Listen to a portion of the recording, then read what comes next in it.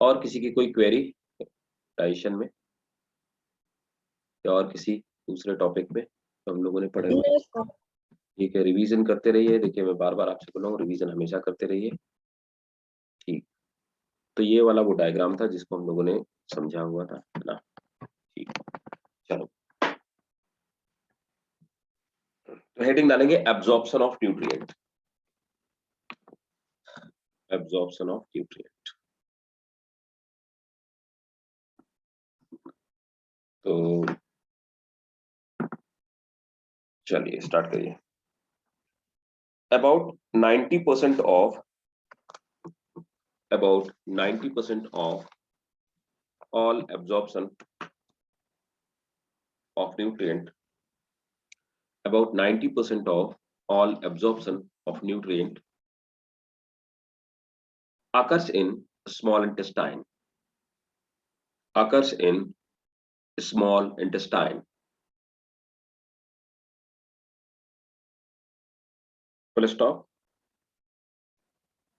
The other 10% the other 10% occur in other 10% occur in large intestine and stomach. The other 10% occur in large intestine and stomach.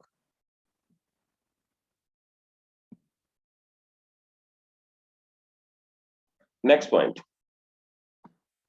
Some water and salt. Some water and salt. अब देखो एक चीज यहाँ पे मैं बताऊंगा कि absorption का जो मेन फंक्शन होता है वो हम समझ गए स्मॉल इंटेस्टाइन का। यही रीजन है कि एक एडेप्टेशन है कि हमारे स्मॉल इंटेस्टाइन में छोटे छोटे माइक्रोविलाइज पाए जाते हैं, है ना? वो क्या करते हैं कि सरफेस एरिया बढ़ा देते हैं जिससे एब्जॉर्प्शन तेजी से हो सके और साथ में एब्जॉर्ब्ड न्यूट्रिएंट डायरेक्टली ब्लड की स्ट्रीम में जा सके। इसकी दो चीजें होती हैं, इसलिए आप देख पा रहे हैं कि आर्टरीज और वेन्स का भी नेटवर्क यहाँ पर हर विलाई और माइक्रोविलाई के अंदर तक पहुंच चुका है। और दूसरा उसके बीच में लिम्फ की जो वेसल्स जिनको हम लैक्टियल कहते हैं, ये हम लोगों ने पहले डिस्कस किया होता, ये लिम्फ की वेसल जो लैक्टियल होती है वो भी होती है। ठीक है, तो ये जो ब्लड वेसल्स है ये बाकी के न्यूट्रिएंट एब्जॉर्ब कर लेते हैं। लैक्टियल क्या करता है? फैट को एब्जॉर्ब कर लेता है। लैक्टियल के अंदर क्या भरा हुआ है? लिम्फ भरा हुआ है, तो लिम्फ फैट को एब्जॉर्ब कर लेता है, बाकी ये सब बाकी के न्यूट्रिएंट एब्जॉर्ब कर लेते हैं और इस सभी न्यूट्रिएंट को एक साथ ब्लड में मिक्स करके, क्योंकि फाइनली लिम्फ को भी ब्लड में ही मिक्स होना है, तो ब्लड में मिक्स होकर के फिर हमारी पूरी बॉडी में सर्कुलेट होता है, राइट? तो स्मॉल इंटेस्टाइन में एब्जॉर्प्शन होता है। लेकिन हमारा जो स्टमक है, स्टमक में एक्चुअली हम जितनी सारी चीजें खाते हैं और जितनी सारी चीजें पीते हैं उसमें से सबसे तेज हाईली एब्जॉर्बेबल सब्सटेंस जो है वो है एथिल अल्कोहल। यही कारण है कि अल्कोहल का इम्पैक्ट किसी भी इंसान के पीने के बाद ऑलमोस्ट तुरंत ही पड़ना शुरू हो जाता है ना, विद इन नो टाइम। दूसरी चीज क्या होती है? जो सिंपल फॉर्म में ग्लूकोज होता है, यही इसीलिए उसको बोलो इंस्टेंट एनर्जी प्रोवाइडर बोलते हैं ग्लूकोज को। तो ग्लूकोज भी हमारे स्टमक से एब्जॉर्ब होना स्टार्ट हो जाता है। तो ग्लूकोज हो गया, अल्कोहल हो गया और कुछ ड्रग्स। बाकी स्टमक बाकी किसी भी चीज के लिए it is not site for absorption, actually this is the site for partial digestion, even not for complete digestion, right? किसी भी चीज का कंप्लीट डाइजेशन स्टमक में नहीं होता है। फिर एब्जॉर्प्शन का जो क्रेडिट जाता है वो जाता है स्मॉल इंटेस्टाइन को और उसके बाद large intestine. Large intestine digestion का काम ही नहीं करती, जो भी काम करती है वो एब्जॉर्प्शन का ही काम करती है। ठीक है, तो नोट करिए, some water, salt, alcohol and some drugs and some drugs as aspirin, as aspirin. क्या है ये? एस्पिरिन क्या है? एज एस्पिरिन क्या है भाई?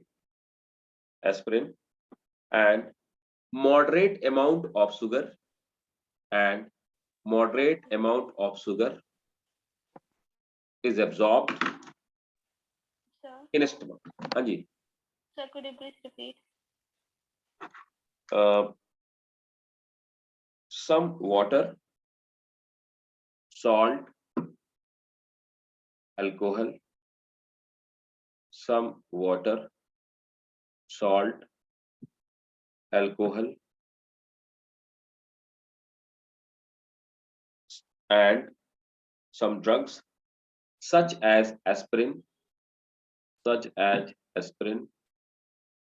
and moderate amount of sugar and moderate amount of sugar is absorbed in stomach. तो मैंने आपसे पूछा कि एस्पिरिन क्या चीज है, बैन हो गई भाई साहब, अब नहीं आप यूज कर सकते इसको, मिलेगी नहीं मार्केट में। मतलब ऐसा नहीं है किसी पकड़ जाओगे तो आपको जेल हो जाएगी, ऐसा नहीं है, बट इसको प्रोहिबिटेड कर दिया। रिलीवर्स में यूज करते हैं ना, पेन रिलीवर्स की वजह से। Right, very good very good. Actually जो लोग केमिस्ट्री से मास्टर्स करते हैं उनको एक्सपेरिमेंट में, उनके प्रैक्टिकल में बनवाया भी जाता है एस्पिरिन, है ना। एस्पिरिन एक सॉल्ट होता है, इसको जब हम लोग, हम में से जो लोग केमिस्ट्री, मैं तो केमिस्ट्री एमएससी नहीं हूँ, तो जो लोग केमिस्ट्री से मास्टर्स करते हैं, हमारे पैरेलली जो लोग कर रहे थे, उन लोगों ने उनसे स्कूल में कॉलेज में उनसे बनवाया भी गया एक्सपेरिमेंट में, टीचर्स वगैरह बनवाते भी है। एक्चुअली एक मेडिसिन आती थी डिस्पेरिन। डिस्पेरिन तो मेडिसिन का नाम था, डिस्पेरिन के का जो सॉल्ट था वो एक्चुअली एस्पिरिन ही था। एस्पिरिन को बहुत लंबे समय तक, आपको बताना इसलिए जरूरी मैंने समझा क्योंकि ये बायोलॉजी में बहुत इंपॉर्टेंट चीज है, इसको बैन कर दिया गया गवर्नमेंट ऑफ इंडिया ने। और इसके साथ में करीब 90 ड्रग्स और भी ऐसे थे जो बैन कर दिए गए। आपको ब्रूफेन नहीं मिलेगी, आपको निमोसलाइड नहीं मिलेगी, वगैरह वगैरह, ऐसे बहुत सारे ड्रग्स थे जिनको बैन कर दिया गया। आपको कोरेक्स नहीं मिलेगी, है ना। तो इस तरह की बहुत सारी मेडिसिन थी जिनको बैन कर दिया गया। एक्चुअली वो हेल्थ हजार्ड थी, इसलिए उनको बैन कर दिया गया। एस्पिरिन उनमें से एक मेडिसिन, इसको वंडर ड्रग कहा जाता था। ये बहुत सारी चीजों के काम आती थी, हाई बीपी को कंट्रोल करने का भी इनडायरेक्टली, हार्ट डिजीज को, बहुत सारे एलिमेंट्स को कंट्रोल, इसे इसे वंडर ड्रग कहा जाता था। लेकिन इसको कुछ साइड इफेक्ट पता चले तो गवर्नमेंट ने इसको बैन कर दिया। ये एक्चुअली पेन रिलीवर थी। तो डिस्प्रिन जो थी वो एस्पिरिन ही था, और बहुत तेजी से डिजोल्व होने वाला एक सॉल्ट का फॉर्मूला है ना। तो उसको लोग यूज करते थे, now it has been banned. तो ये लोग पहले सर दर्द वगैरह के लिए, हेडेक वगैरह के लिए बहुत फ्रिक्वेंटली खाते थे, उसको बैन कर दिया गया। ठीक है, नेक्स्ट पॉइंट लिखेंगे, water and, excuse me sir, हाँ जी बोलो बेटा। सर ये इंडिया में भी बैन हो गई?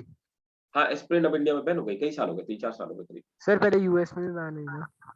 यूएस में तो बहुत पहले से बैन है, बहुत सारी मेडिसिन, बहुत सारी मेडिसिन।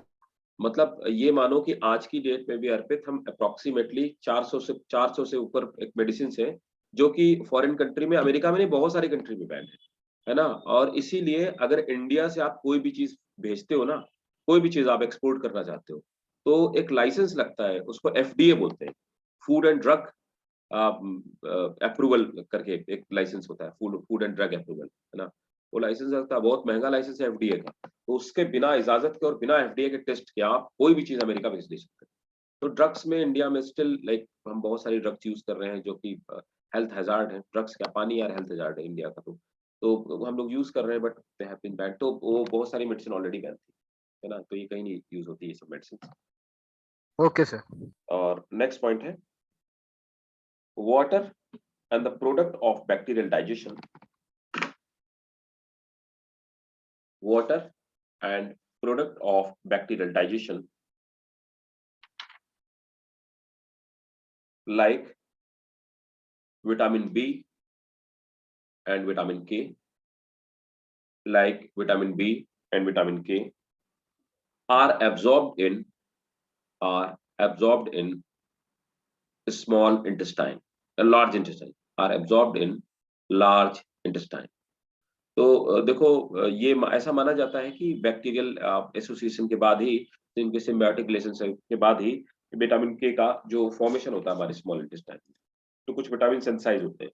विटामिन B12 जिसको साइनोकोबालामाइन कहते हैं, वो भी हमारे लार्ज इंटेस्टाइन में बनता है। और विटामिन के जो होता है वो भी हमारे लार्ज इंटेस्टाइन में बनता है ना। इन सबका फॉर्मेशन हमारे लार्ज इंटेस्टाइन में होता है, राइट। नेक्स्ट पॉइंट, तो सबसे पहले लिखेंगे ग्लूकोज एंड गैलेक्टोज, ये वाला ऊपर देखो। अब क्या पॉलीसेक्राइड किस में टूटता है, ग्लूकोज में भी टूटता है। डाइसेक्राइड ग्लूकोज और गैलेक्टोज दोनों में टूटते हैं ना। ये सब तो मैंने डायग्राम में लिख दिया, डायग्राम आप याद रखिएगा, आपके सब क्वेश्चन सॉल्व हो जाएंगे नीट के। Glucose and galactose are absorbed by active transport. Glucose and galactose are absorbed by active transport, full stop. इसी में लिखेंगे fructose, fructose fructose is absorbed by facilitated transport, by facilitated transport.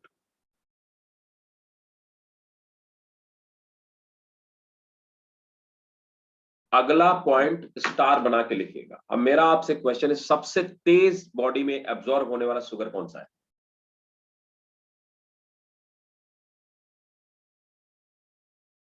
बोलो भाई, come on. अरे इतनी देर लग रही है। Sir glucose. हाँ, नॉर्मली लोग यही समझते हैं कि ग्लूकोज ही होना चाहिए, लेकिन ग्लूकोज सेकंड नंबर पे, पहले नंबर पे गैलेक्टोज। ठीक है, मेडिकल का क्वेश्चन नोट करो। the most rapidly transported sugar is galactose,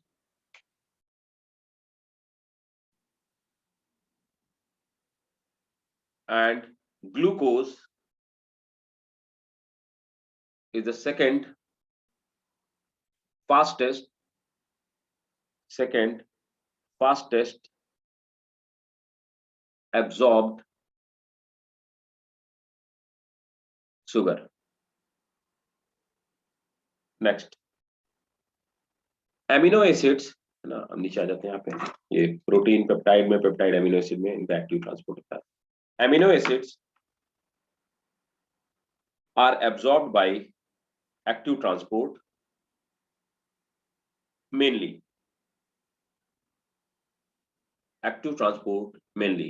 and some of them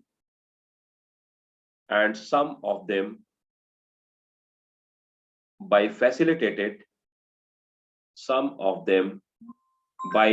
facilitated absorption, some of them by facilitated absorption. Next point,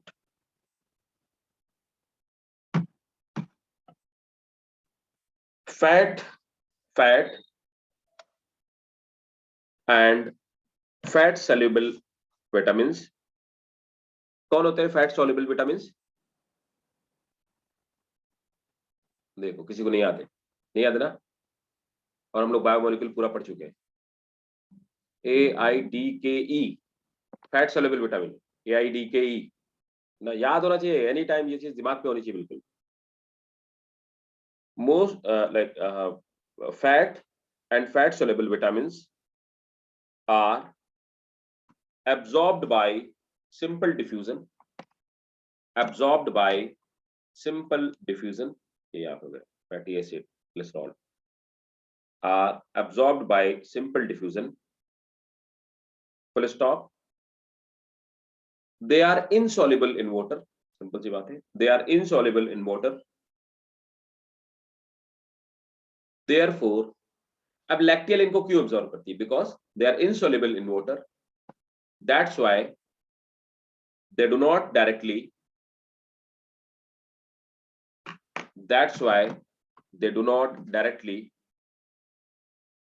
reaches to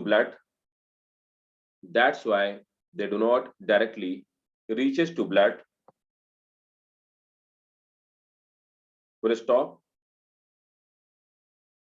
They are first converted into small water soluble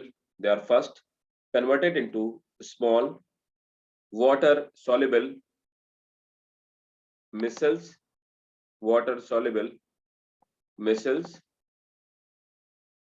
with the help of bile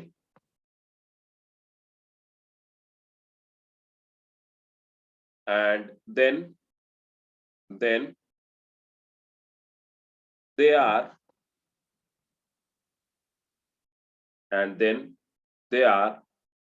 absorbed by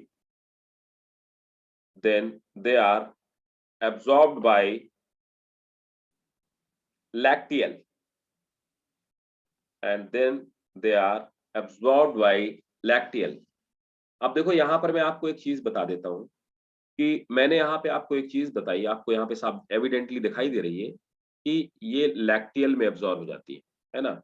अब यहाँ पर ये fat की जो छोटी छोटी या fatty acid की जो ड्रॉपलेट है ना, इनको हम कहते क्या है? इनके लिए एक टर्म यूज करते हैं, आप याद रखिएगा, कंफ्यूज मत होइएगा। इन टर्म को हम लोग बोलते हैं काइलोमैक्रो। क्या बोलते हैं? काइलोमाइक्रॉन्स, है ना। तो पहले क्या होता है, ये छोटे छोटे ड्रॉपलेट में कन्वर्ट कर दिया जाता है ना। और वो ड्रॉपलेट क्या होते हैं, मिसल्स होते हैं, मतलब वाटर और इसका एक सोल्यूशन होते हैं।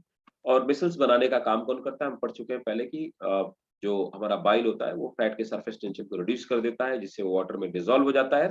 और डिसॉल्व होने के बाद एक मिसल्स का फॉर्मेशन करता है। ये मिसल्स जो होते हैं, है ना, ये छोटे छोटे जो ड्रॉपलेट्स होते हैं, और इनमें विटामिन भी साथ में होते हैं, इनको हम लोग काइलोमैक्रॉन्स कहते हैं। और ये काइलोमैक्रॉन्स जो होते हैं ये कहाँ चले जाते हैं, इसके बाद चले जाते हैं कहाँ, लैक्टियल में, और लैक्टियल इनको एब्जॉर्ब कर। लैक्टियल क्या है, लैक्टियल एक तरह से क्या चीज है, क्या है लैक्टियल? अरे भाई लिम्फ वेसल है, लिम्फ वेसल। दिमाग धीरे चलता तुम लोग का है। लिम्फ वेसल अभी तो बताते जा रहा हूँ, ब्लड वेसल हो गई, लिम्फ वेसल से, ठीक है। Next point, about 90% of water, about 90% of water absorption occurs in, about 90% of water absorption occur in small intestine by osmosis, in small intestine by osmosis. Underline करो osmosis.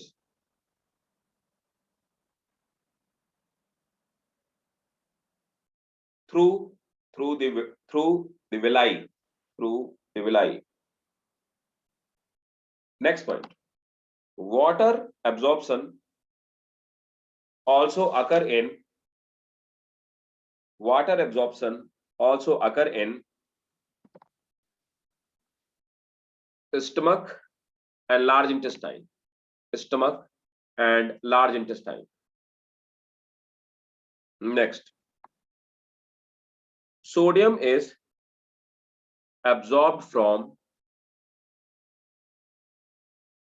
sodium is absorbed from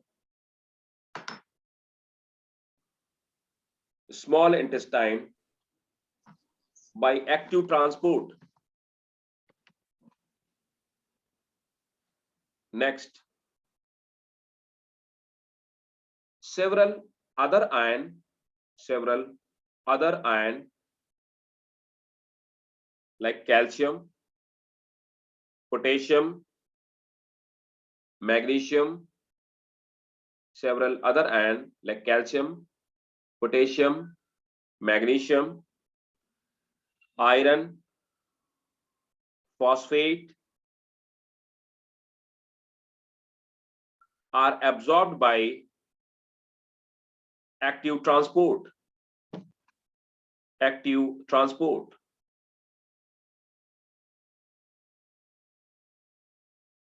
through small intestine, through small intestine.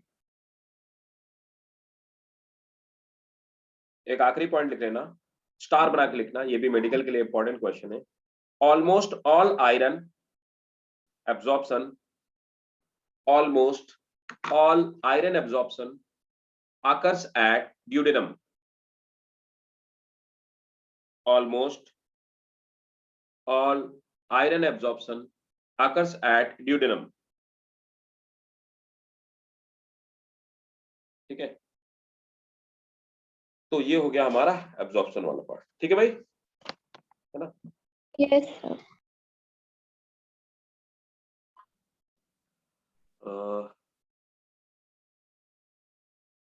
एक और note लिखो आखिरी में, इस chapter के आखिरी में एक और नोट लिख लो। ये क्वेश्चन भी पूछा हुआ है और मैं एक स्टेटमेंट आपको नोट करवा देता हूँ, it's very important, exclusively medical के लिए है। E coli bacteria lives in colon. Sir which bacteria? E coli, है ना, ई कोलाई में पढ़ा ना, एशेरिशिया कोलाई, ये वाला ओके सर। ई कोलाई, है ना, याद है ना, हम लोग सेल उसमें भी पढ़ा था हम लोगों ने, मोनेरा में भी ई कोलाई तो था। E coli bacteria lives in colon, lives in colon, which feed on undigested food, full stop, bacteria produces vitamin B12, जिसको हम साइनोकोबालामाइन बोलते हैं, vitamin B12 common, comma vitamin K, vitamin B1 and vitamin B2.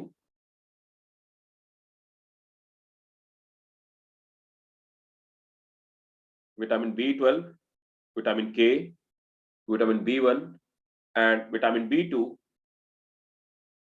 which is absorbed by wall of colon. बस आपको याद रखना है कि ई कोलाई क्या क्या सिंथेसाइज करता है और कहां सिंथेसाइज करता है।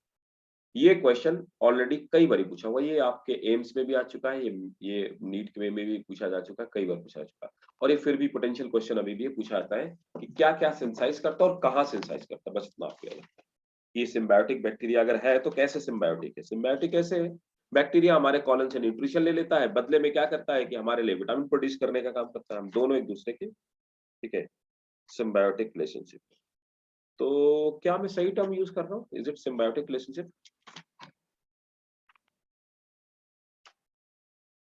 बताना मुझे सोच के कि क्या मैं सही टर्म, हर जगह ये लिखा हुआ है और मैं आपसे फिर भी क्वेश्चन पूछ रहा हूँ कि क्या मैं सही टर्म यूज कर रहा हूँ? Is it really a symbiotic relationship?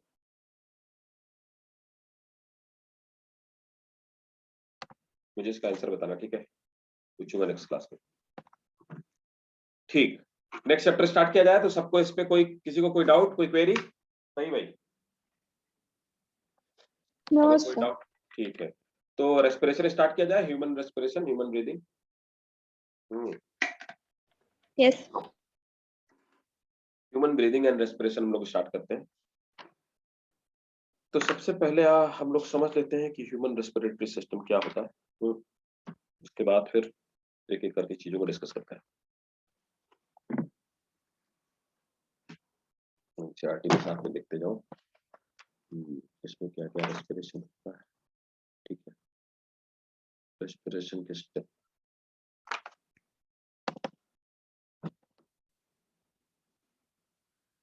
तो पहले हम लोग समझ लेते हैं ह्यूमन रेस्पिरेशन। तो पहले समझा जाए ह्यूमन रेस्पिरेटरी ऑर्गन। तो सिंपल है, रेस्पिरेटरी ऑर्गन का मतलब हो गया लंग्स हमारे आप में, क्योंकि हम लोग यहाँ ह्यूमन रेस्पिरेशन। तो पहले ह्यूमन के लंग्स समझ लेते हैं।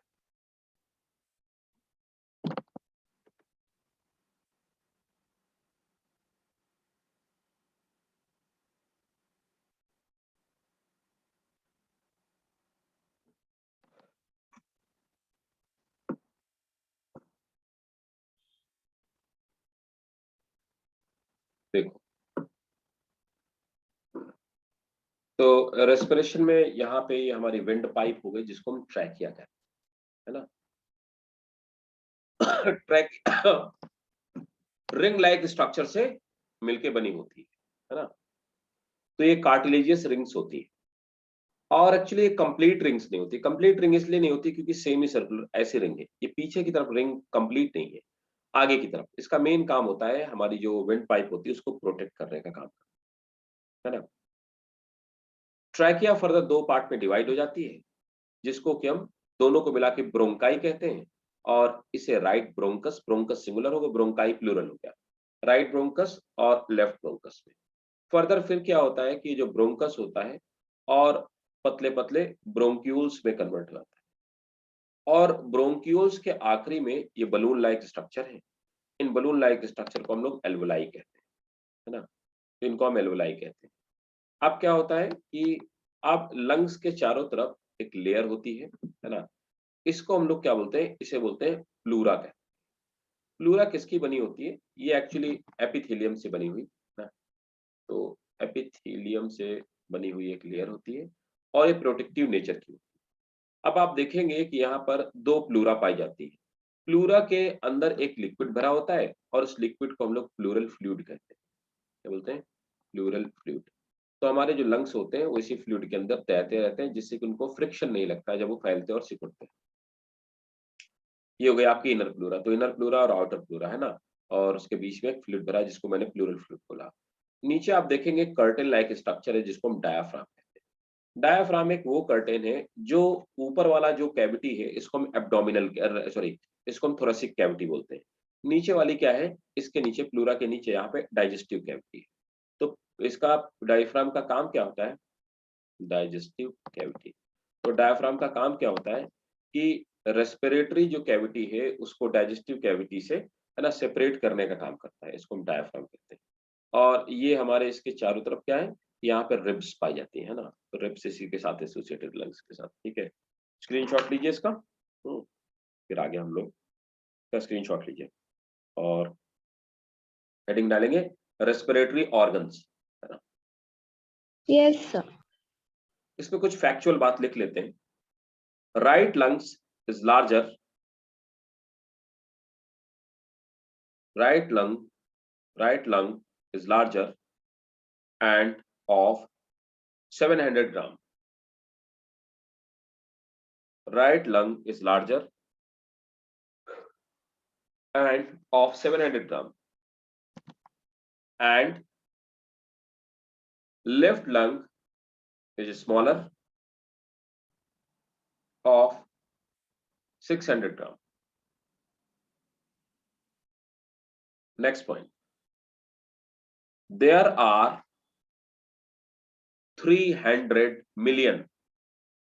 There are 300 million alveoli in two lungs. There are 300 million alveoli in two lungs.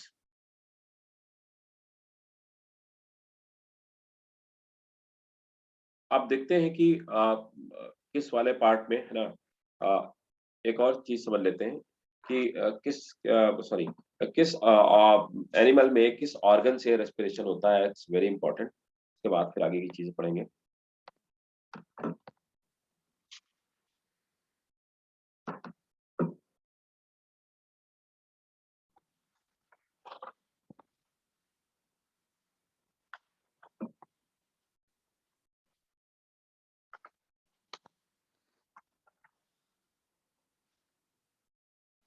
उसके बाद फिर से ह्यूमन वाला भी तो हम पढ़ रहे हैं कि ह्यूमन में किस चीज से रेस्पिरेशन होता है। मैं आपको हालांकि बहुत सारे आपको पता ही होंगे ऑलरेडी, फिर भी क्योंकि हम लोग पूरा पढ़ चुके हैं एनिमल क्लासिफिकेशन।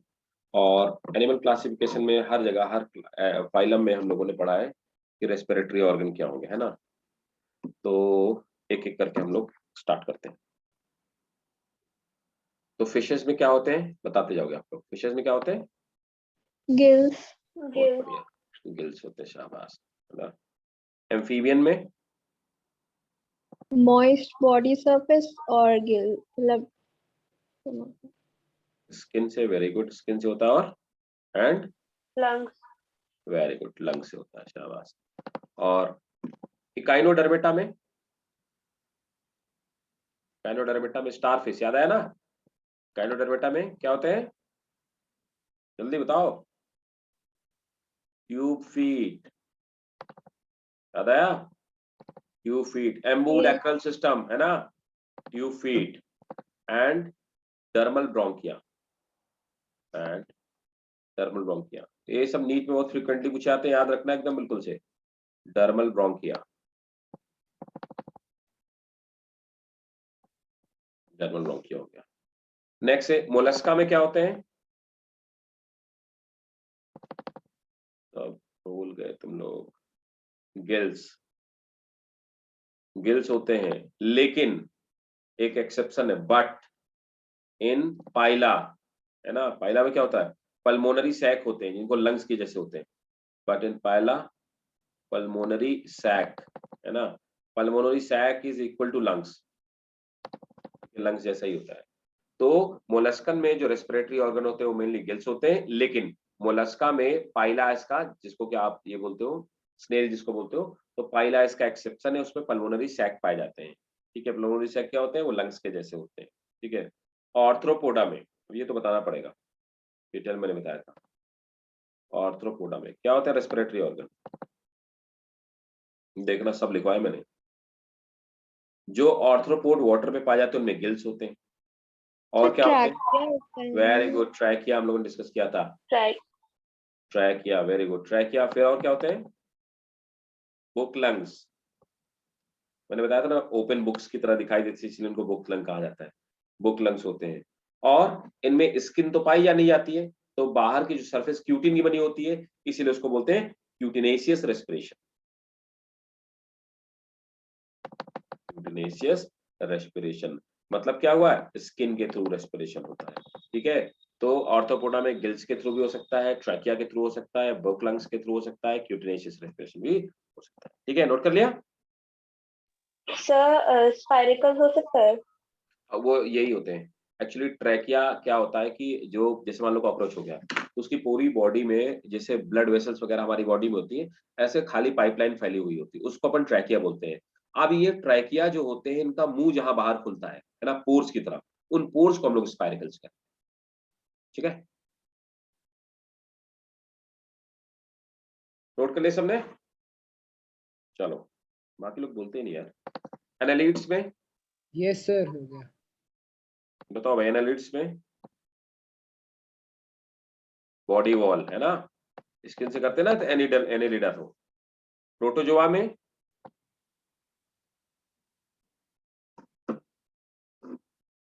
प्रोटोजोआ में प्लाज्मा मेम्ब्रेन से डिफ्यूजन होता है। प्लाज्मा मेम्ब्रेन एंड पेलिकल, उसमें पेलिकल पाई जाती है। प्लाज्मा मेम्ब्रेन एंड पेलिकल है ना, इसके थ्रू रेस्पिरेशन होता है। ठीक, और कोई बचा? स्पॉन्जेस में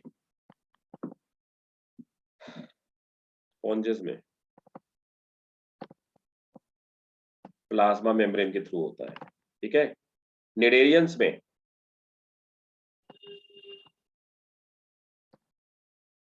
बॉडी वॉल के थ्रू होता है ना। निडेरियंस में बॉडी वॉल के थ्रू होता है। टीनोफोरा में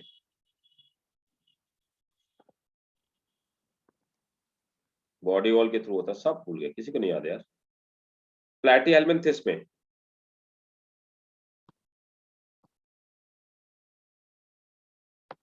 देखना, सब में लिखा रखा है कि it takes place through the diffusion, है ना। तो प्लैटीहेल्मिन्थेस में किस में होता है? इसमें भी बॉडी वॉल के थ्रू होता है ना। और दूसरा मैंने बताया था टेप वॉर्म जो होता है वो एनारोबिक, उसमें गैसेस डिफ्यूजन ही नहीं होता है ना। बाकी तो मैंने आपको लिखवा लिया। ठीक, तो ये हो गए हमारे रेस्पिरेटरी ऑर्गन्स, किन में रेस्पिरेशन किस किस के थ्रू होता है ना। अब एक एक करके हम लोग पढ़ना शुरू करते हैं। ह्यूमन रेस्पिरेटरी ऑर्गन, है ना। तो ह्यूमन रेस्पिरेटरी ऑर्गन में मैं आपको एक डायग्राम सबसे पहले दिखा देता हूँ, एक दो डायग्राम दिखाता हूँ। उस डायग्राम दिखाता हूँ।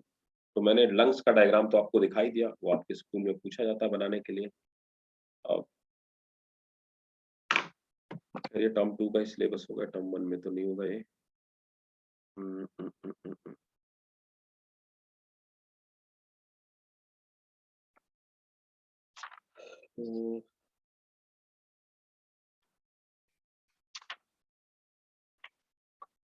पहले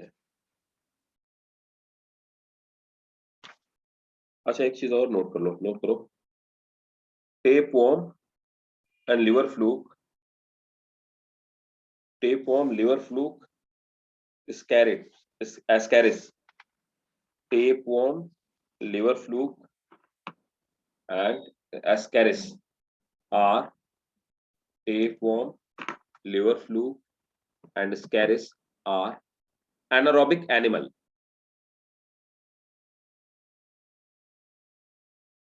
एक और पॉइंट लिखेंगे, नेक्स्ट पॉइंट,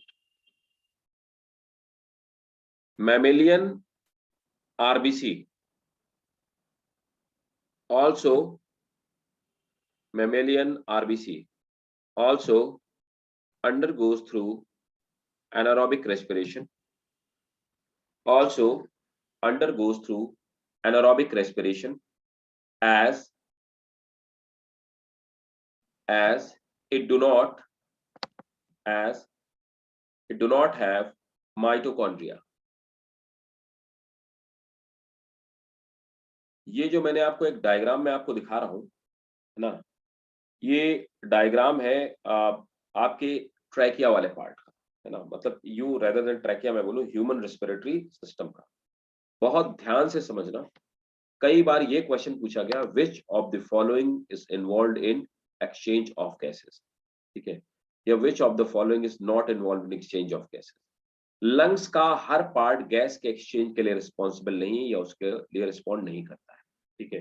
तो कहां तक समझिए बात, देखो ट्रैकिया वो पाइप है ना, तो हमने रेस्पिरेटरी सिस्टम को, अपने ह्यूमन के रेस्पिरेटरी सिस्टम को दो पार्ट में डिवाइड किया, एक कंडक्टिंग पार्ट, दूसरा रेस्पिरेटरी पार्ट। कंडक्टिंग पार्ट वो है जो गैसेस को एक जगह से दूसरी जगह तक कंडक्ट करने का काम तो करता है, लेकिन भाई साहब ये रेस्पिरेशन का काम नहीं करता है, ठीक है।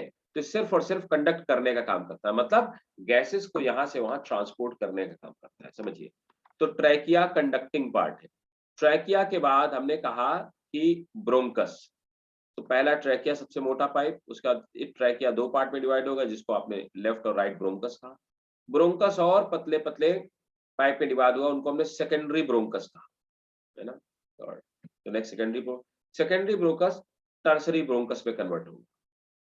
और टर्सरी ब्रोंकस, अब देखो, तो यहां पर ब्रोंकस तीन पार्ट में डिवाइड हुआ, प्राइमरी, सेकेंडरी और टर्सरी, है ना। इसके बाद हर टर्सरी ब्रोंकस से छोटी छोटी जो ट्यूब्स निकली, इनको आपने ब्रोंक्यूल्स कहा, चौथे नंबर पर। तो ब्रोंक्यूल्स आ गई। ब्रोंक्यूल्स आखिरी में कन्वर्ट हुई, अब समझिए, ब्रोंक्यूल्स के बाद आखिरी में कन्वर्ट हुई टर्मिनल ब्रोंक्यूल्स। टर्मिनल ब्रोंक्यूल्स है, उनके आखिरी में रेस्पिरेटरी ब्रोंक्यूल्स पाए जाते हैं। अब देखो, टर्मिनल ब्रोंक्यूल जो है, it is not responsible for what exchange of gases, respiratory bronchiole is responsible. और ये क्या है, एल्वुलर सैक है, जिसको हम लोग बोलते हैं एल्वुलाई बोलते हैं। सो ये जो आपका रेस्पिरेटरी ब्रोंक्यूल है, ये इसके लिए रिस्पॉन्सिबल है, और एल्वुलाई ये एक्सचेंज के लिए रिस्पॉन्सिबल है। बाकी सब में तो सिर्फ गैस का ट्रांसपोर्ट होता है, एक्सचेंज नहीं होता, ठीक है। एक और बात, यस ये जो कंडक्टिंग पार्ट होता है ना, ध्यान से समझिएगा, फिर आप बताइएगा अगर आपको कहीं भी कोई प्रॉब्लम। जो हमारा कंडक्टिंग पार्ट होता है, ये पूरा का पूरा कंडक्टिंग पार्ट, मैक्सिमम पार्ट इसका, है ना, जो बना होता है, तो इसमें ऊपर मेनली जो ट्रैकिया वाला पार्ट होता है, मेनली मैं इस पार्ट की बात करूंगा। तो यहाँ पर ये बना हुआ होता है किससे, सीलियरी एपिथेलियम बना होता है। मैंने आपको बताया भी था जब मैं आपको एपिथेलियम पढ़ा रहा था, तो सीलियरी एपिथेलियल सेल से बना होता है। सीलियरी एपिथेलियल सेल हमको पता है कि या तो ये क्यूबॉइडल होंगी या कॉलुमिनर सेल होंगी। जब क्यूबॉइडल या कॉलुमिनर सेल की फ्री सरफेस पे सिलिया निकल आते हैं, तो हम उनको सीलियरी क्यूबॉइडल सेल बोलते हैं या सीलियरी कॉलुमिनर सेल बोलते हैं। सीलियरी सेल्स पाए जाते हैं। इन सीलियरी सेल का फंक्शन क्या होता है, एक्चुअली जब भी हमारे लंग्स में क्या है कि लंग्स के अंदर किसी भी तरह का कोई कार्बन पार्टिकल, कोई डस्ट या कोई भी पोल्यूटेड पार्टिकल जाता है, तो ये क्या करते हैं, ये रिदमिक मूवमेंट स्टार्ट कर देते हैं, है ना। तो सिलियरी जो एपिथेलियल होती है, ये सिलिया रिदमिक मूवमेंट स्टार्ट कर देते हैं और उसे पार्टिकल को बॉडी से बाहर निकाल देते हैं। यही कारण है कि जब आप किसी डस्ट वाले पार्ट में जाते हैं, तो या तो आपको स्नीजिंग आती है, आपको छींक आती है, और या फिर क्या होता है कि आपको खांसी आ जाती है। और वो स्नीजिंग या जो आपको कफ आ रहा है, उसके पीछे एक रीजन सिर्फ यही है कि ताकि जो भी हमारा पार्टिकल गया है वो वहां पर वापस बॉडी से बाहर निकल जाए, है ना। जो लोग स्मोक नहीं करते हैं, अगर उनके अंदर धुआं चला जाए या फिर वो स्मोकिंग करते हैं ऑकेजनली, तो उन्हें खांसी आने लगती है। उसके पीछे यही रीजन होता है, क्योंकि जब भी वो स्मोकिंग, क्योंकि उनके पास सिलिया होती है, और जब वो स्मोकिंग करते हैं तो स्मोक के जो कार्बन के पार्टिकल होते हैं, वो ट्रैकिया के अंदर एंट्री करते हैं, और ट्रैकिया उनसे इरिटेट होता है, जिससे ट्रैकिया ऑपोजिट मूवमेंट करने लगता है और उन्हें खांसी आने लगती है। लेकिन स्मोकर्स, जो लोग जो रेगुलर स्मोकिंग करते रहते हैं, उनके अंदर ये सिलियरी एपिथेलियम बन जाते हैं। और कमाल की बात यह है कि लाइफ में सिर्फ एक ही बार बनते हैं, ये दोबारा नहीं बनते। तो स्मोकर्स के अंदर सीलियरी एपिथेलियल जो सेल्स होती हैं, ये परमानेंट मर जाती है, डेड हो जाती है, जिससे कि स्मोकर्स रेस्पिरेटरी डिजीज के लिए ज्यादा प्रोन होते हैं, ठीक है। और ये लाइफ में एक ही बार बनती, दोबारा नहीं बनती, रिजनरेट नहीं होती, इनमें रिजनरेटिंग पावर नहीं होती। क्लियर? Yes sorry. अब देखिए, तो ये आप जो सीक्वेंस है ना, सिर्फ आपको इतना याद रखना है नीट के लिए, कंडक्टिंग पार्ट कौन सा है और रेस्पिरेटरी पार्ट कौन सा है। बेस्ट एग्जांपल है आपके पास, बेस्ट डायग्राम है, तो आप डायग्राम अपने साथ रखिए, स्क्रीनशॉट लीजिए और आगे बढ़ते हैं। अब स्टेप ऑफ रेस्पिरेशन है ना, रेस्पिरेशन कितने स्टेप पे होता है, समझ लेते हैं भाई रेस्पिरेशन कितने स्टेप पे होता है ना, या रेस्पिरेशन का मैकेनिज्म क्या है। एक चीज और मैं लिखवाना चाह रहा था, लिखवाता हूँ वो भी।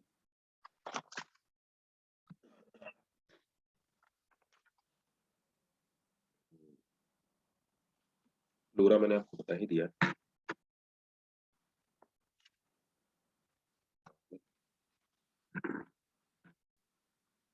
ठीक,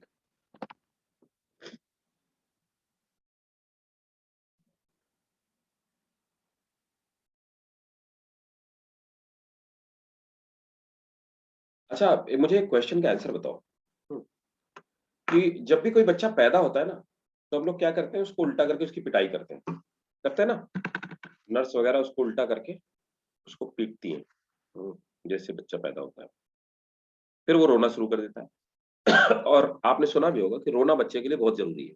अगर बच्चा पैदा हुआ, अगर वो रो नहीं रहा है तो समस्या वाली बात है ना। ऐसा क्यों होता है, ये उसकी पिटाई क्यों होती है, क्या बोल रहे हो, नर्स को मजा आता है कि पिटाई सर होती है? ताकि नो वो सर, ब्रीथिंग करना शुरू कर दे। फिर वो इनहेल करना स्टार्ट कर दे। अच्छा मारोगे नहीं तो ब्रीदिंग नहीं होगी है?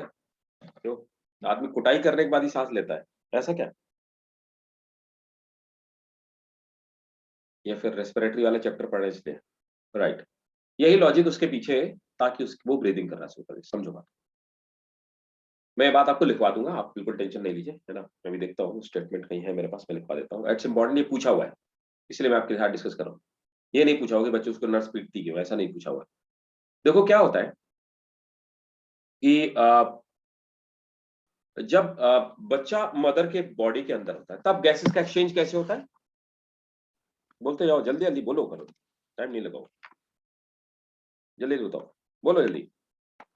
क्या जी, जब बच्चा मदर की बॉडी के अंदर होता है, अरे यार तुम लोग कुछ बोलते नहीं है, कई सारे लोग तो बिल्कुल बोलते नहीं, जिससे पैसे लगते बोलने में। सब बोलो। प्लेसेंटा के थ्रू। किसके थ्रू, किसके बेटा, सब प्लेसेंटा। राइट, प्लेसेंटा के थ्रू, वेरी गुड। एक तो प्लेसेंटा के थ्रू लेता है, ये बात भी बिल्कुल सही है। गैसेस का एक्सचेंज, न्यूट्रिएंट का एक्सचेंज, जितने सारे एक्सचेंज होते हैं, सब एक्सचेंज कैसे होते हैं, वो प्लेसेंटा के थ्रू होते हैं। और काफी हद तक वो क्या करता है, अपनी बॉडी सरफेस से भी करता है। तो डिफ्यूजन के थ्रू कुल मिलाकर के मामला कैसे होता है, डिफ्यूजन के थ्रू, है ना। तो डिफ्यूजन के थ्रू रेस्पिरेशन हो रहा, मतलब lungs are not functional, right, लेकिन हार्ट फंक्शनल बच्चे का। जब बच्चा 3 महीने का हो जाता है तो उसका हार्ट पंप करना स्टार्ट कर देता है, दैट बिकम फंक्शनल, राइट, पढ़ेंगे अभी। लेकिन भाई साहब उसके लंग्स फंक्शन नहीं। अब जब बच्चा इस एनवायरमेंट में बाहर निकल करके आता है, उसके बॉडी का शेप बढ़ता है, वो फैलता है, फूलता है, क्योंकि अब एयर उसकी बॉडी के अंदर जाता है ना। अब क्या होता है, वो लंग्स तो बिल्कुल ये वैसे ही है कि आप जैसे आप पॉलीथीन का वो खरीद करके लाते हैं, थैला खरीद के लाते हैं और पॉलीथीन खोलते हैं, तो पहले तो आपको क्या करना पड़ता है, उसको 2 पार्ट में करके उसको फूक करके आपको चौड़ा करना पड़ता है, ये तो करते हो ना, है ना। पॉलीथीन जब आप लेकर के आते हो, आप डस्टबिन में लगाने के लिए, किसी काम करने के लिए आप पॉलीथीन का एक पैकेट खरीद कर लाते हो, तो वो आपस में चिपके होते हैं। The same condition with our lungs, right. जब हम पैदा नहीं हुए होते हैं तो लंग्स के अंदर लिसाथिन की पतली सी लेयर होती है, उस लेयर से वो लंग्स चिपके हुए होते हैं। अब उनमें ऑक्सीजन जाना जरूरी है, इसीलिए नर्स क्या करती है, बच्चे को उल्टा करके पीटती है। जब पीटती है तो क्या करता है, वो रोने के लिए मुंह खोलता है। जैसे वो मुंह खोल के अंदर सांस लेता है तो लंग्स चले जाते हैं। आपने देखा होगा कि बच्चा रिस्पॉन्ड नहीं कर रहा तो नर्स वगैरह क्या करती है, अपने मुंह से वो, है ना, उसको एयर पंप करना स्टार्ट कर देती है, जिससे कि उसके लंग्स फूल जाए, है ना, लंग्स फैल जाते हैं। और जैसे वो लिसाथिन की लेयर अलग होती है, लंग्स फैल जाते हैं। क्या होता है, तो वो उसके बाद फिर वो जो बच्चा रोने लगते हैं, है ना, तो जैसे लिसाथिन की लेयर फैल जाती है, फिर बच्चा रेस्पिरेशन करने लगता है। ये रीजन है बच्चे को पीटने का। अब क्या है कि कई सारे बच्चों में वो जो लेयर होती है वो अलग नहीं, एंड दैट इज फैटल, बच्चा मर भी सकता है। तुरंत उन बच्चों को जो नहीं रोते हैं, जिनमें वो लेयर नहीं अलग हुई, लंग्स प्रॉपर नहीं फूले, आप देखते हो कि बच्चा पैदा उसको तुरंत वेंटिलेटर में, that is the reason behind it, ताकि उसको आर्टिफिशियल रेस्पिरेशन के लिए आर्टिफिशियल सपोर्ट देना इसको स्टार्ट कर दिया जाता है, क्योंकि उसके अपने लंग्स काम ही नहीं कर रहे प्रॉपरली, है ना। दैट इज, चलिए यहाँ पर आप देख पा रहे हैं, ये हम अपने नॉस्ट्रल से मेनली सांस लेते हैं, ये नॉस्ट्रल से ये वाला पार्ट यहाँ पे आया, और यहाँ पर आप देख पा रहे हैं कि ये पीछे वाला पार्ट है ना, इसको हम वॉइस बॉक्स या लैरिंक्स कह रहे हैं, ये जो पार्ट है, ये ब्लू वाला नहीं, ब्लू वाला पार्ट तो क्या है आपका एपिग्लॉटिस। एपिग्लॉटिस क्या करता है, जब हम खाना खा रहे होते हैं तो ये वाला जो पार्ट है विंड पाइप होता है उसको बंद कर देने का काम करता है, जिससे कि फूड इसमें न चला जाए, है ना। तो अब क्या यहाँ पे वोकल कॉर्ड पाई जाती है। वोकल कॉर्ड क्या करती है, ये दो मेम्ब्रेन की बनी हुई कॉर्ड होती है, जब हम बोलते हैं तो वाइब्रेट करती है और इससे आवाज निकलती है, ठीक है। उसके नीचे आप देख पा रहे होंगे कि यहाँ से हमारा ट्रैकिया स्टार्ट हो जाता है, ठीक है। तो जहां तक आप देख पा रहे हैं कि पाइप कॉमन है ना, इसको हम लोग फेरेंक्स कहते हैं, या थ्रोट इसको आप बोलते हो, गला जिसको आप बोलते हो, फेरेंक्स या थ्रोट। तो फेरेंक्स या थ्रोट वो पार्ट है जहां तक हमारा फूड पाइप और विंड पाइप कॉमन है। उसके बाद फिर क्या होता है, वोकल कॉर्ड पाई जाती है और वोकल कॉर्ड के नीचे आपकी ट्रैकिया स्टार्ट है, ठीक है ना। चलो अब आ जाते हैं हम लोग वोकल कॉर्ड वाले पार्ट पे।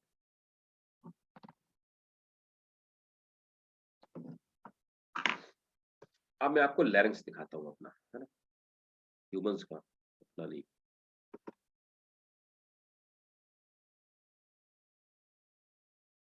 देखो भाई लोगों, कई सारे साइंटिस्टों का मानना है कि it's not part of respiration, it's part of skull. लेकिन कुछ साइंटिस्टों का मानना है कि नहीं भाई, इट्स पार्ट ऑफ। अब देखिए, ये एपिग्लॉटिस, एपिग्लॉटिस वो कर्टेन है, बहुत क्लियरली यहाँ पे दिखाई दे रहा है, ये एपिग्लॉटिस है। ये वो कर्टेन है जो कर्टेन क्या करता है कि जब हम खाना खाते हैं तो ये विंड पाइप को क्लोज कर देता है, जिससे कि फूड के पार्टिकल और वाटर के पार्टिकल या लिक्विड के पार्टिकल हमारे विंड पाइप पे न जाए, ठीक है। नेक्स्ट, ये हमारी हायोइड बोन है, ये गला आगे वाला, ये हायोइड बोन है ना। हायोइड बोन कुछ लोगों का मानना है, अब हम लोग देखो, जब हम लोग पढ़ेंगे ना, मैं आपको स्कल पढ़ाऊंगा, स्केलेटल सिस्टम। तो हायोइड बोन क्या होती है, दैट सम टाइप ये पार्ट है स्कल का, है ना। कुछ साइंटिस्ट मानते हैं स्कल का, कुछ साइंटिस्ट मानते हैं रेस्पिरेशन, ये थोड़ा डिस्प्यूटेड मैटर है, लेकिन रेस्पिरेशन में हम हायोइड बोन को पढ़ते हैं। ये हायोइड बोन वही है जिसको आप एडम एप्पल्स कहते हैं, आपको बाहर की तरफ दिखाई जाता है ना, ये हायोइड बोन ही है, ठीक है। फांसी लगाने में भाई साहब ये और कार्टिलेज, ट्रैकिया का जो कार्टिलेज, ये टूट जाता है, जिससे पता चल जाता है गला दबा के मारा गया कि फांसी लगा के आदमी मरा है, ठीक है। इसके टूटने के पैटर्न से, ट्रैकिया के और जो हायोइड बोन होती है ना, इसके टूटने के पैटर्न से पता लग जाता है कि गला दबा के मारा गया आदमी को या फिर उसको फांसी लगा के मारा गया, ये पहले गला दबाया गया फिर फांसी लगा दी वगैरह वगैरह, फॉरेंसिक वाले सब बता देते इसके टूटने के पैटर्न से, राइट। तो ये हो गया हमारा हायोइड बोन, है ना, ये वाली पार्ट, ठीक है। अब ये पीछे वाला जो पार्ट है इसको हम लोग थायराइड कार्टिलेज बोलते हैं, है ना, थायराइड मेम्ब्रेन है। और ये थायराइड कार्टिलेज हो गया, पीछे थायराइड मेम्ब्रेन है, क्योंकि यहाँ पे थायराइड ग्लैंड पाई जाती हैं। और ये सर्कोथायरॉयडल ये लिगामेंट से बना हुआ पार्ट है, और ये कार्टिलेज से बना हुआ पार्ट है ना। तो कुल मिलाकर के आपको इतना याद रखना है, ये हायोइड बोन याद रखना है, एपिग्लॉटिस याद रखना है, नीचे यहाँ पर ट्रैकिया याद रखना है, और थायराइड कार्टिलेज याद रखना है, ठीक है। अब इसी के अंदर छुपा हुआ होता है क्या, हमारा लैरिंक्स वाला पार्ट, ठीक है। लैरिंक्स वो पार्ट है जिससे हम लोग आवाज निकालते हैं, आवाज पैदा करते हैं, ठीक है। तो चलो नोट करो, इसी को हम वोकल कॉर्ड बोलते हैं। हेडिंग डालेंगे, सब हेडिंग डालो, vocal cord, vocal cord. inside larynx, inside larynx there are present the vocal cord. Inside larynx there are present the vocal cord. Full stop. These are two pairs of fold of, these are two pairs of fold of mucous membrane, mucous membrane that extend up to, that extend up to,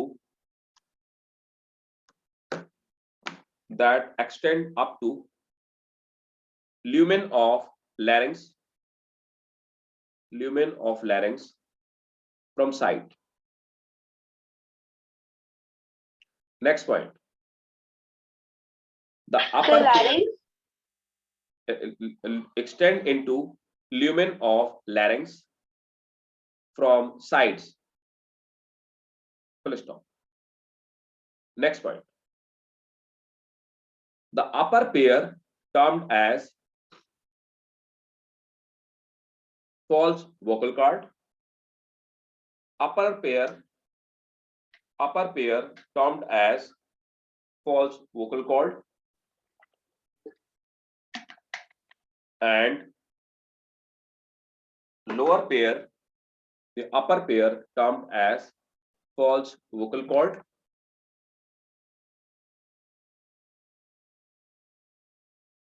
Full stop. The lower pair called as true vocal cord. तो हमारे larynx के अंदर folded membrane का दो pair होता है ना, और इनको म्यूकस मेम्ब्रेन कहा जाता है। बनी किसकी होंगी? ऑब्वियसली एपिथेलियम की बनी। Next, vocal cords are thicker and longer, underline करेंगे, thicker and longer in men than women. Therefore they vibrate slowly. तो मेंस में क्या होता है कि ये थिक होती है और लॉन्ग होती है, तो जब एयर पास होती है तो स्लो वाइब्रेशन होता है ना। Thus men have lower pitch than female. Thus male have Sir, could you please repeat this point? हाँ जी बिल्कुल, नोट करो फिर से। The vocal cords are usually thicker and longer in men than in women. Therefore they vibrate slowly. Full stop. Thus men have lower pitch than female. तो किसी भी human male के voice की फ्रीक्वेंसी क्या होती है? कितनी फ्रीक्वेंसी होती है? तो मेन में जो फ्रीक्वेंसी होती है भाई साहब, ये होती है 140 हर्ट्ज की। यही कारण है कि मेंस का जो पिच होता है वो लो होता है, लेकिन वॉइस लाउड होती है ना। नेक्स्ट, तो फीमेल्स की 200 हर्ट्ज तक हो सकती है ना? हाँ हो सकती है, राइट। फीमेल की मैं लिख देता हूँ, एक्चुअली एवरेज जो है ये एवरेज ही है, एवरेज फीमेल्स की होती है 280 हर्ट्ज, है ना। और जो किड्स होते हैं, ये भी नोट कर लो यहीं पे, जो बच्चे होते हैं इनकी 330 हर्ट्ज प्लस होती है, ठीक है। यही कारण है कि छोटे बच्चे चीखते हैं तो इरिटेशन होता है, बहुत ज्यादा बच्चे चीखते हैं तो आपको इरिटेशन होने लगता है, क्योंकि इनकी जो फ्रीक्वेंसी होती है बहुत हाई फ्रीक्वेंसी होती है छोटे बच्चों की, है ना, इसीलिए वो चीखते हैं तो बहुत दूर तक सुनाई देता है। नेक्स्ट, अगला important, vocal cord is made up of, important है नीट के लिए, vocal cord is made up of yellow elastic tissue,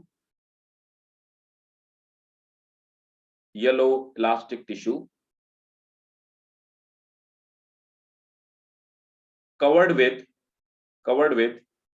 squamous epithelium,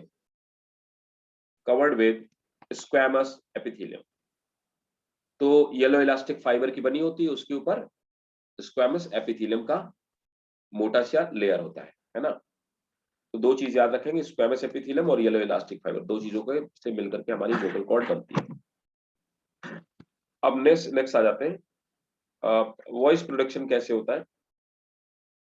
तो साउंड प्रोडक्शन या वॉइस प्रोडक्शन, जब हम अंदर से अपने लंग से क्या करते हैं, एयर बाहर निकालते हैं, तो एयर इन्हीं वोकल कॉर्ड से या जो आपकी ये हमारी नॉन ये इलास्टिक फाइबर्स होते हैं, एपिथेलियल मेम्ब्रेन होती है, इससे पास होती है, तो वोकल कॉर्ड वाइब्रेट करती है, वाइब्रेट करने की वजह से साउंड प्रोड्यूस होता है ना। तो नोट करेंगे वॉइस प्रोडक्शन। नेक्स्ट एक छोटी सी हेडिंग डालो, वॉइस प्रोडक्शन कैसे होता है। Sound is produced by true vocal cord, underline करो ट्रू वोकल कॉर्ड, ये पूछा हुआ क्वेश्चन है। Sound is produced by true vocal cord, तो मैंने आपको लिखा है दो पेयर पाए जाते हैं, मतलब चार पाई जाती है। तो पहला पेयर जो है वो ट्रू वोकल कॉर्ड है और दूसरा वाला फॉल्स वोकल कॉर्ड है ना। Sound is produced by true vocal cord, list of, when expired air, बाहर की तरफ छोड़ी गई air, when expired air passes through true vocal cord when expired air passes through true vocal cord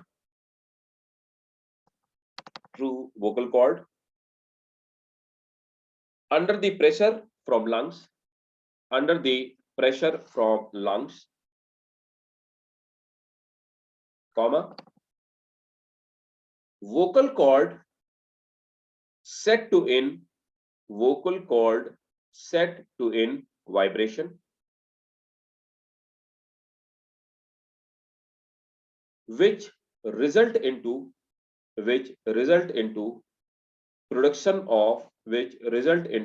production of sound. इसी में एक last point लिखेंगे, pitch is determined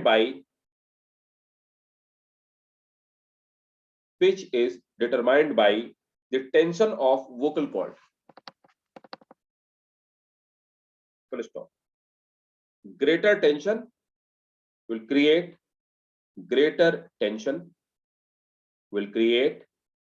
higher pitch.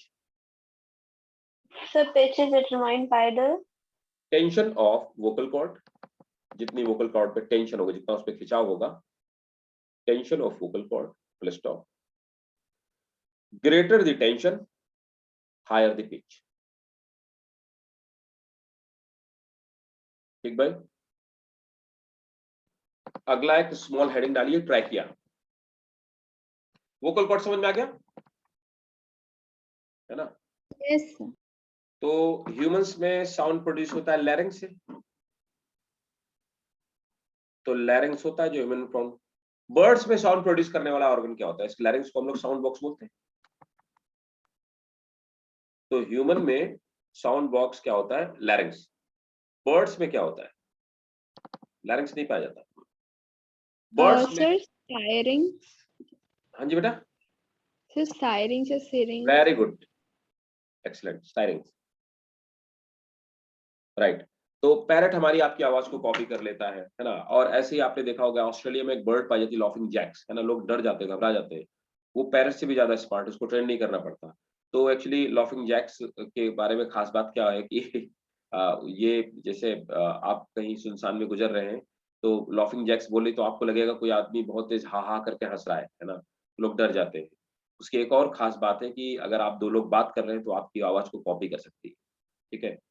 तो that is the thing with laughing jacks ना, Australia में पाई जाती है। करीब 12 अलग-अलग तरह की आवाजें निकाल पाती है कुकड़ियाँ, है ना?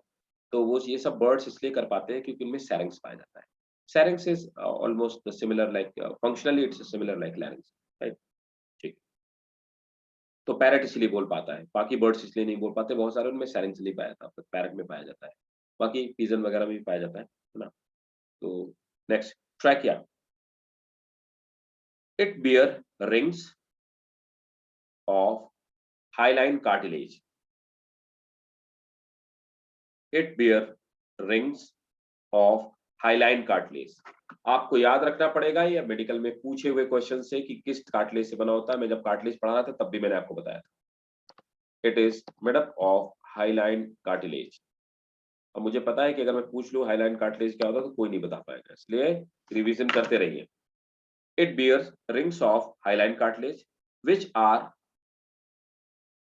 incomplete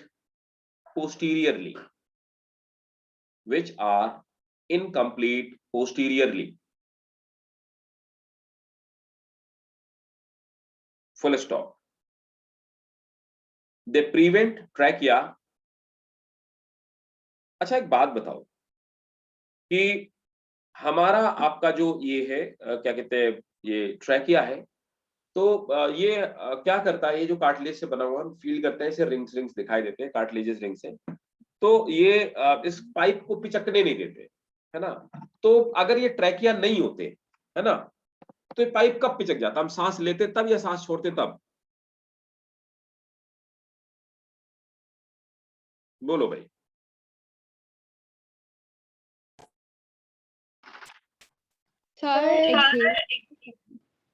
हाँ बोलो। कहते हैं कि अगर ये कार्टिलेज नहीं होता तो सांस लेने में दिक्कत हो जाती है, ये पाइप पिचक जाता, ठीक है ना।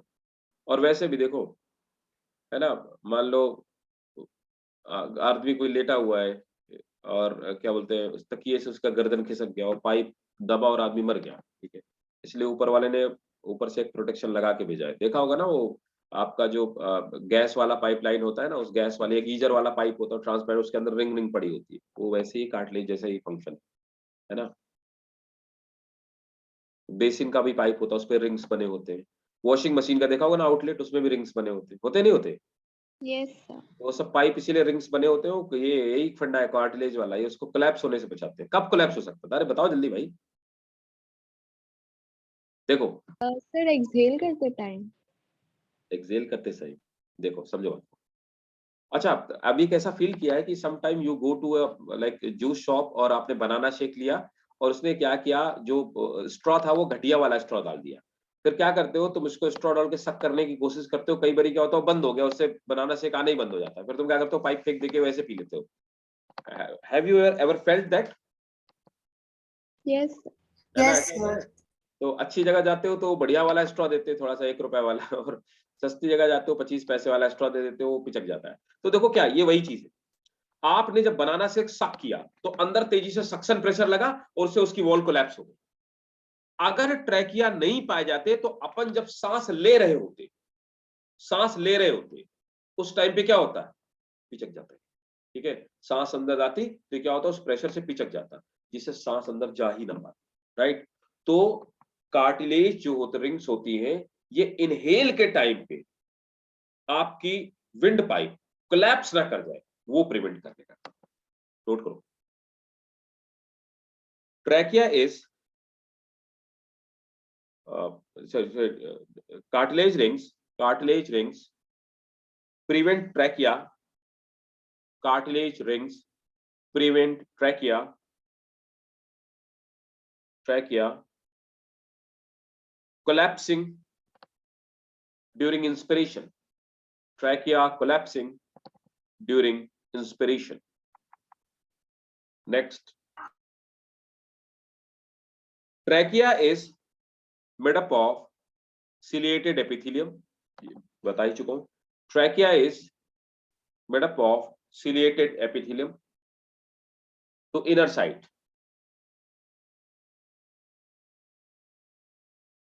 comma, they also bear glandular epithelium, Sir, ciliated epithelium from? ciliated epithelium towards inner side,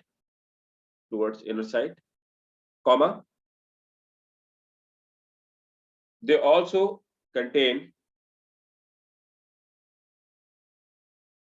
glandular epithelium which secrete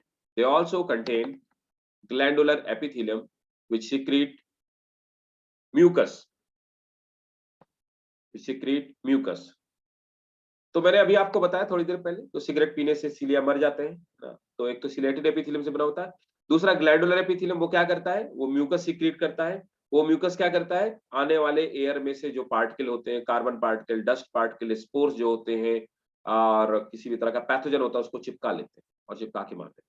तो म्यूकस क्या करता है कि म्यूकस उसको साफ करने का काम करता है ना, राइट, क्लियर करने का काम करता है और मॉइस्ट बना के रखता है, ठीक है।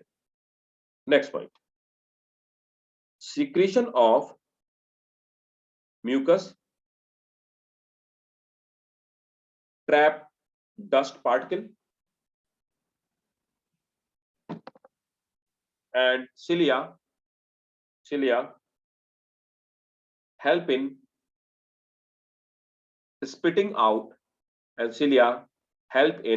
spitting out these foreign material। तो कैसे हेल्प किया, आप धूल में गए, बहुत तेज से धूल उड़ी, जैसे धूल उड़ी बहुत सारे, तो नॉस्ट्रल्स में आपके वो डस्ट पार्टिकल गए, उनमें से कुछ पार्टिकल तो नोज के अंदर भी कुछ हेयर्स पाए जाते हैं, वो ट्रैप कर लेते हैं। उसके बाद क्या हुआ कि अब वो आपके ट्रैकिया में गए, ट्रैकिया ने उसको चिपका लिया, चिपकाते ही अंदर जाने नहीं दिया लंग्स में। समझिए फिल्ट्रेशन प्रोसेस कितनी जबरदस्त है। तुरंत सिलिया में क्या हुआ, वाइब्रेशन स्टार्ट हुआ, है ना, मूवमेंट। आपको छींक आई या आपको खांसी आई, उस खांसी के साथ में उसने क्या किया, बॉडी से बाहर निकाल दिया। So that is the mechanism, that's how the body protect itself. ये हमारी फर्स्ट लाइन ऑफ डिफेंस है। ठीक है, समझते जाइए। ठीक, तो ये हमारा हो गया, ट्रैकिया फेकिया सब हो गया, है ना।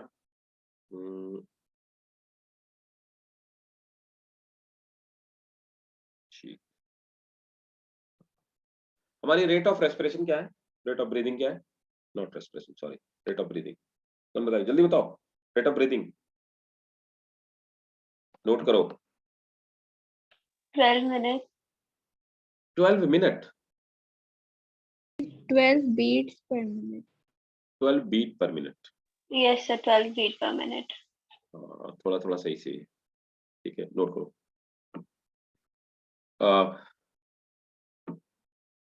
The rate of breathing is 14 to 18 times per minute. Rate of breathing is 14 to 18 times per minute in a normal human being. अब देखता हूं तुम में से कौन इंटेलिजेंट है। क्वेश्चन ये नहीं है, ये कहीं नीट पे नहीं पूछा जाएगा कि ह्यूमन की, अब इतना आसान क्वेश्चन नहीं आएगा। Sir, could you please repeat? The rate of breathing is 14 to 18 times per minute, 14 to 18 times per minute in normal human being. बच्चों में कितनी होती है बताओ, कौन बताएगा? इन्फेंट्स में, rate of breathing in infants, जल्दी बताओ। 33, 60. 33। देखो ना, छोटे बच्चों को देखा होगा कितनी तेज तेज सांस चलती है ना। Yes. ठीक है, तो rate of breathing is 33, approximately 33 पर मिनट इन इन्फेंट्स। ऐसा इसलिए होता है क्योंकि उनकी बॉडी में फैट बर्न हो रहा होता है, ब्राउन फैट। मैंने आपको बताया था, है ना, याद है ना, ब्राउन फैट बर्न होता है। मैंने बताया था कि ब्राउन फैट पे कैलोरीफिक वैल्यू ज्यादा होती है, तो ब्राउन फैट उनकी बॉडी में बर्न हो रहा होता है। फैट को बर्न करने के लिए ऑक्सीजन का अमाउंट ज्यादा चाहिए होता है, इसलिए छोटे बच्चे ज्यादा तेज से ब्रीदिंग करते हैं। उसके बाद अब फैट बर्न होता है, उसको ऑक्सीजन तो ज्यादा चाहिए बर्न करने के लिए, लेकिन भाई साहब जब वो बर्न होता है तो उससे एनर्जी भी ज्यादा पैदा होती है। शुगर और प्रोटीन दोनों के कंपेरिजन में ज्यादा एनर्जी पैदा होती है। छोटा बच्चा कुछ काम तो करता नहीं, तो इसलिए वो हाथ पैर चलाता रहता है दिन भर। आप कभी भी देखो छोटे बच्चों को, लगातार वो हाथ पैर चलाता रहेगा, आपको लगेगा यार ये थक क्यों नहीं रहा है, क्योंकि उसके अंदर ब्राउन फैट बर्न हो रहा है, इसीलिए उसकी रेट ऑफ रेस्पिरेशन ज्यादा है, इसीलिए वो हाथ पैर ज्यादा चला रहा है, क्योंकि एनर्जी का प्रोडक्शन हो रहा है। तो एनर्जी प्रोड्यूस हुई तो वेस्ट तो होगी, है ना, और इसीलिए उनकी बॉडी नॉर्मल बॉडी से टेम्परेचर उनका ज्यादा होता है, बॉडी गर्म होती है। ठीक है, ठीक भाई। तो अब मैकेनिज्म ऑफ ब्रीदिंग, हाँ ठीक है, बट वॉल्यूम्स तो पहले मैकेनिज्म ऑफ ब्रीदिंग की बात कर ली जाए, है ना। तो नोट करेंगे, respiration involve following process. Respiration involve following process. अब रेस्पिरेशन में कौन कौन से स्टेप आते हैं, किन स्टेप्स के थ्रू रेस्पिरेशन होता है ना। तो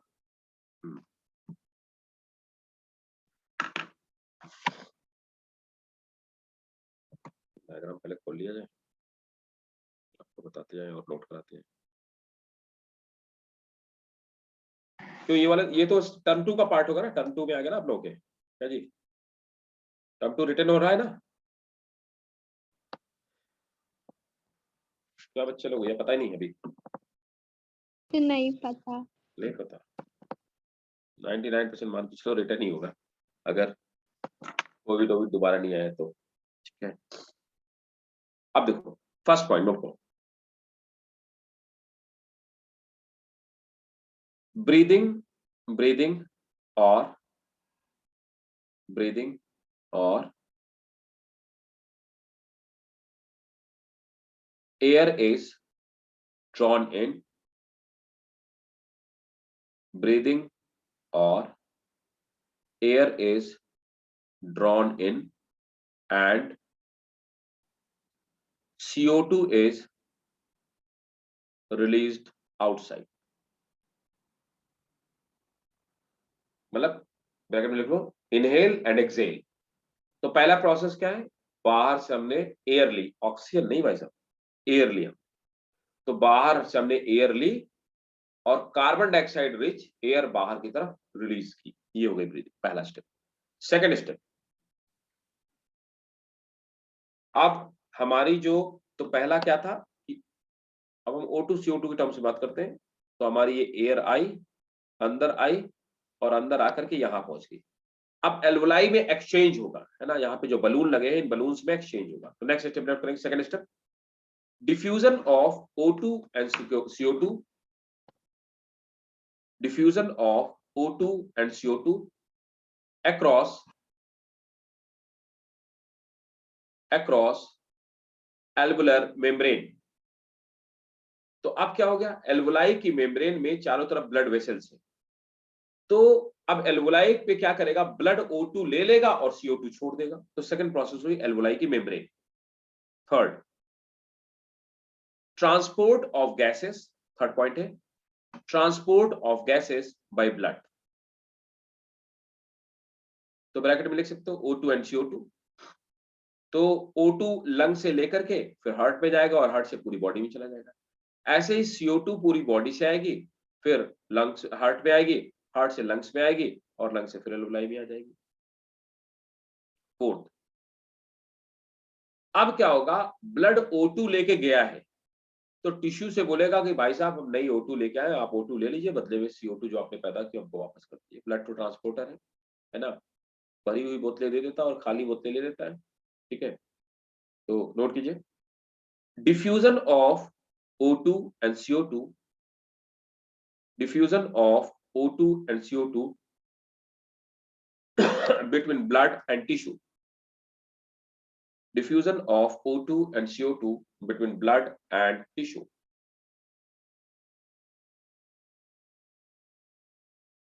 Fifth point,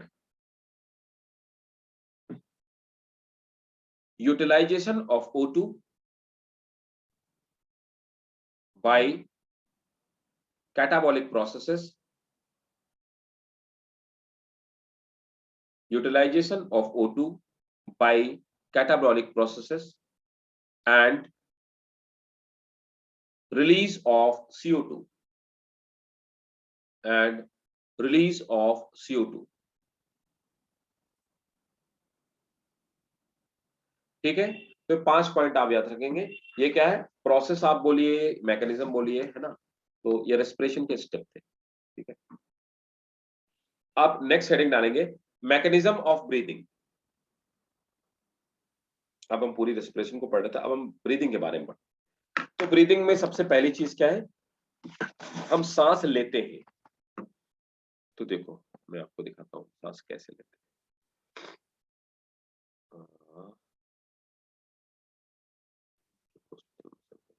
चलो,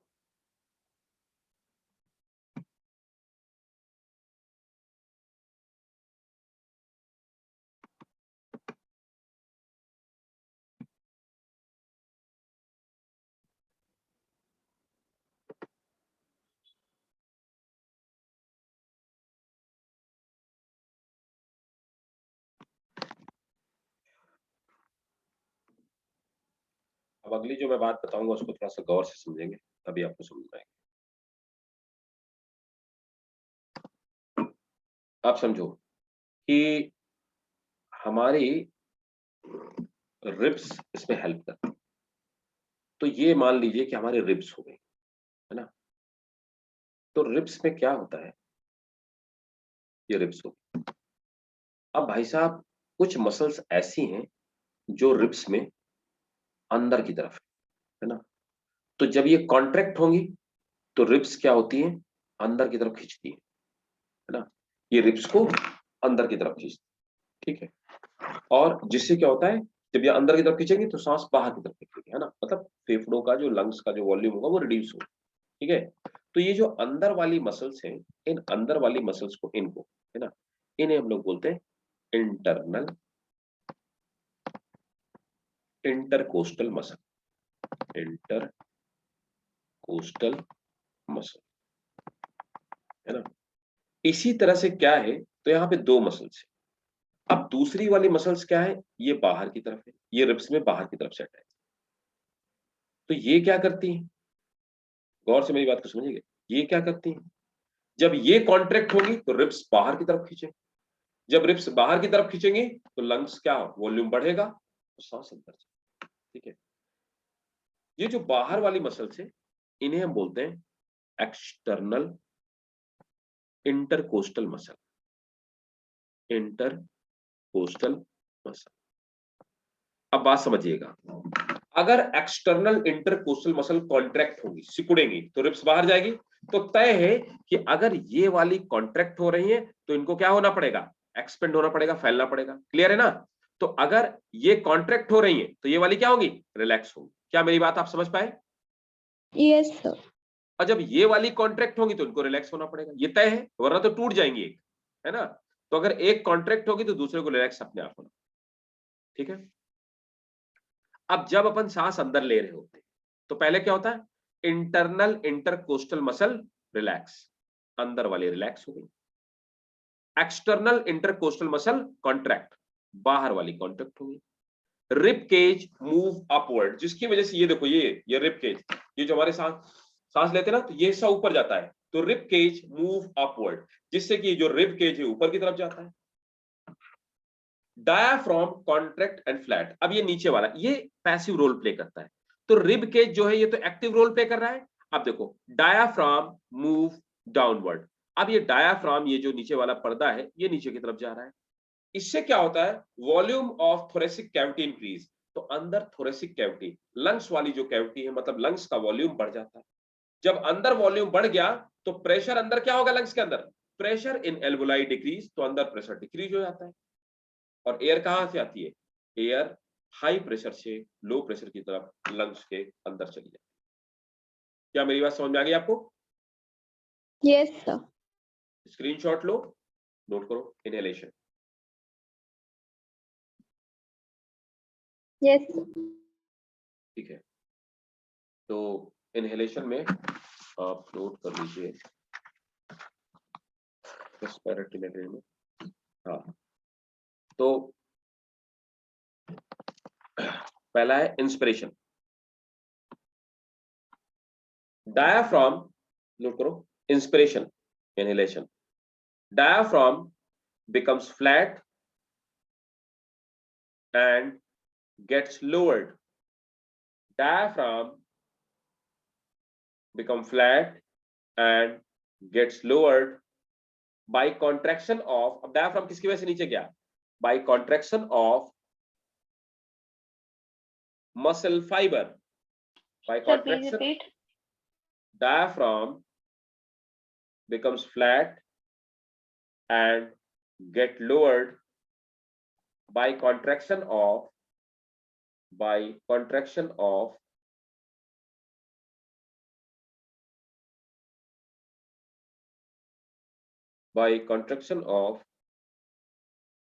muscle. Next point, external intercostal muscles, external intercostal muscles contract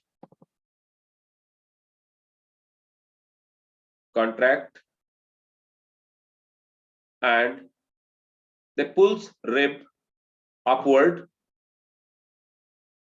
they pulls ribs upward and outward